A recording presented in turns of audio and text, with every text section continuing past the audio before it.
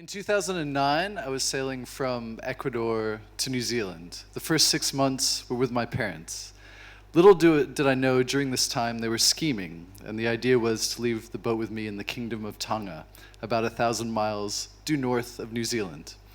So when I was dropping my dad off at the airport, and I'm like, "Are you sure this is a good idea?" And he said, "Yeah, I wouldn't have offered if I didn't think you were ready." So a friend joined me, and 3 days later, we were leaving from southern Tonga to the northern islands, beautiful volcanic islands were a humpback breeding ground. So we left in the afternoon, and about 3 hours later, noticed some dark clouds building on the horizon. And over the next few hours, they quickly shot up into the sky and covered the horizon. And unnervingly, lightning was happening about every 1 to 2 seconds, so I started freaking out. So I got all the emergency equipment, and you stick it in the oven, because if you get struck by lightning, it's insulated. It's called a Faraday cage. I also started frantically reading this book called Surviving the Storm. And it gave me a great piece of advice, which is to wear a mask and snorkel when waves and rain are really heavy, because it can be hard to see and breathe.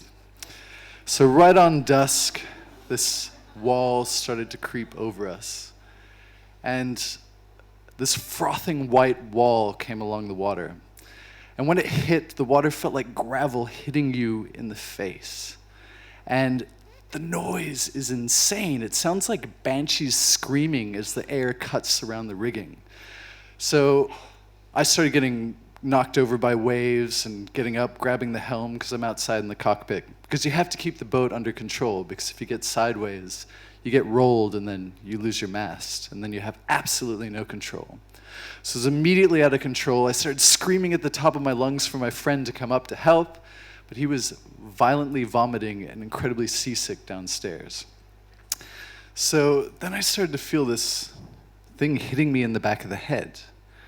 And I felt around and grabbed it. And it was the metal stay, one of the wires that holds the mast up. And the wind was so strong, it was bending the mast back. And this is when I really thought I could die, because either the mast is coming down and hitting me, or we'd be in a whole lot of other trouble. Despite this, made it for the next 8 hours, and then I started to notice the depth gauge, the radar on the bottom of the boat, starting to creep up. And it turns out that we were coming on a lee shore, being pushed onto an island, which is really bad news in big weather. You usually don't survive it when you hit that type of weather, and the rocks. On top of this, we were being pushed across a nautical crime scene. So 10 days earlier, the Princess Ashika in Tonga was a passenger ferry that had sunk. They hit some bad weather, and the men were outside roughing it out. It was overloaded, and women and children were downstairs. And the hull caved in, and it sunk immediately, and over 80 women and children died.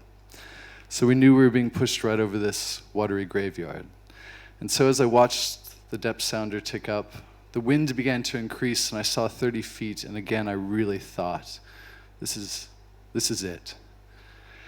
And then all of a sudden, the wind just stopped, because we'd entered the eye of the storm. And it was incredible, just waves coming in different directions, clapping, like a washing machine, just being rocked back and forth. And then tropical storms are circular, so then about an hour later, it comes all from the other side. But this is pretty good news at this time. Knew I could hopefully handle it. And again, about 8 or 10 hours later, made it out the other side. My friend, who was sick but got a lot more rest than I did, I was up for 36 hours. He decided to throw some lines out the back. We actually caught 2 yellowfin tuna. So tiredly dealt with that, put them in the fridge, and we got to the beautiful islands of Oahu, and we dropped the anchor, and I slept for like 13 hours. And so when I got up, we had a sushi party with some of the other sailors and the locals, and got to tell them the story. And my dad's an absolute geek and a tech nerd, so all of this stuff was recorded, so I got to share it with him. And it turns out it was cyclonic force winds, much more nasty weather than my parents had ever seen, so it was really coming of age story. And I would do it all again in a heartbeat, Because what I learned in the face of death was to hold that hope when you think and believe that all is lost, and to push on regardless. But if I would have known of my imminent survival, it would be totally different. The thing about a journey is it's about facing the unknown and dealing with the unexpected. And a great voyage is one that when you come out the other side, you are transformed. Thank you.